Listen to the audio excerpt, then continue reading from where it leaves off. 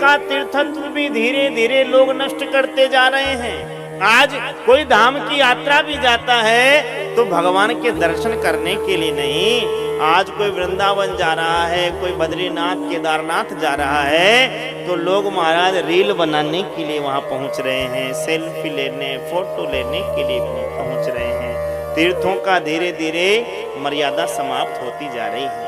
अभी महाराज 144 वर्ष में यह महाकुंभ का समय चल रहा है। प्रयाग की भूमि पर महाराज बड़े बड़े संत महात्मा आए हुए हैं, बड़े बड़े संत महात्मा वहां तपस्या कर रहे हैं, भजन कर रहे हैं, धुनी रमा रहे हैं, वहां खूब महाराज संतों का भजन हो रहा है। लेकिन आप देखिए लोग महाराज संतों के उस भजनों को नहीं दिखाते हैं, संतों की उस महिमा को नहीं दिखा रहे हैं, संतों की तपस्या को नहीं दिखा रहे हैं। ये ऐसा सोशल मीडिया हो गया कि वहां पर महाराज कहीं कोई फिल्म इंडस्ट्री के कोई महाराज हीरोइन को फेमस किया जा रहा है तो कहीं किसी लड़की का वीडियो बना करके उसको दिखाया जा रहा है। लेकिन लोगों की बुद्धि इतनी भ्रमित हो रही है कि लोग उन्हें देख रहे हैं, लेकिन वहां जो संत तपस्या कर रहे हैं, जो त्रिवेणी संगम पर संत महाराज भगवान का नाम ले रहे हैं, यज्ञ अनुष्ठान वहां बड़े बड़े जो चल रहे हैं, वहां महाराज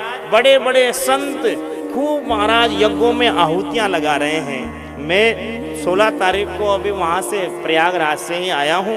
वहाँ बड़े बड़े महात्मा लोग, बड़े महाराज, खूब सिद्ध सिद्ध महात्मा संत, खूब नागा संत, खूब वैष्णव संत वहाँ महाराज भगवान के भजन में लगे हुए हैं। लेकिन लोग उन संतों का दर्शन नहीं कर रहे, लोग उन संतों की महिमा को नहीं देख रहे, और वह नाचने वाली, वह गाने वाली उस महिला के उस वीडियो को देख देख करके बड़े प्रसन्न हो रहे हैं, उसके व्यूज बढ़ा रहे हैं। कोई माला बेचने वाली का व्यूज बढ़ा रहा है तो कोई किसका व्यूज बढ़ा रहा है। लेकिन सच तो ये है कि कुंभ की महिमा तो संतों से है, वहाँ के महात्माओं से है, वहाँ के साधुओं से है। कोई महाराज उन संतों को देखे, उन महात्माओं को देखे, वहां जाकर के उनका दर्शन करे, तब महाराज कुंभ की महिमा है। नहीं महाराज, ये 144 वर्ष बाद हमारे इस जीवन में, इस पीढ़ी में कुंभ आया है, ये महाकुंभ। नहीं तो हर 12 वर्ष में प्रयाग की भूमि पर कुंभ तो लगता ही है, लेकिन ये जो इस बार 144 वर्षों में जो महाकुंभ आता है वह महाकुंभ है।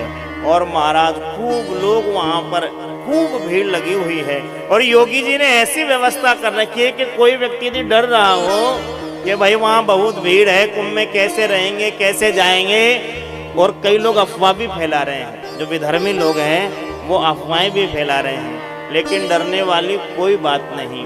यूपी की गवर्नमेंट ने, योगी सरकार ने और मोदी सरकार जी ने ऐसी व्यवस्था कर रखी है, आप वहां जाएंगे आपको लगेगा ही नहीं कि हम कुंभ में आए हैं।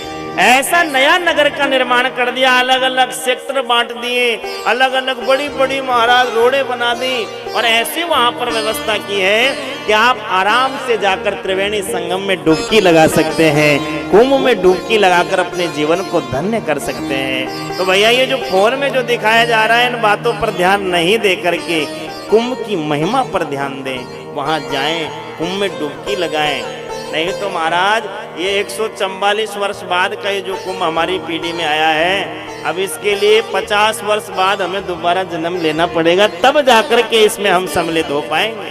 नहीं तो इस पीढ़ी का महाकुंभ तो आधा तो निकल गया और आधा और निकल जाएगा। एक शाही स्नान तो हो गया, दूसरा शाही स्नान 29 जनवरी को है, फिर 3 फरवरी को वसंत पंचमी का स्नान है, फिर 13 फरवरी को माघ पूर्णिमा का स्नान है, और फिर शिवरात्रि का स्नान है। तो जो भी लोग जाएं कुंभ में अवश्य जाएं, संतों के दर्शन करें, डुबकी लगाएं, भैया खूब महिमा है। तो तीर्थों की तीर्थत्वता, तीर्थों की महिमा भी हम लोगों ने धीरे धीरे नष्ट कर दी है।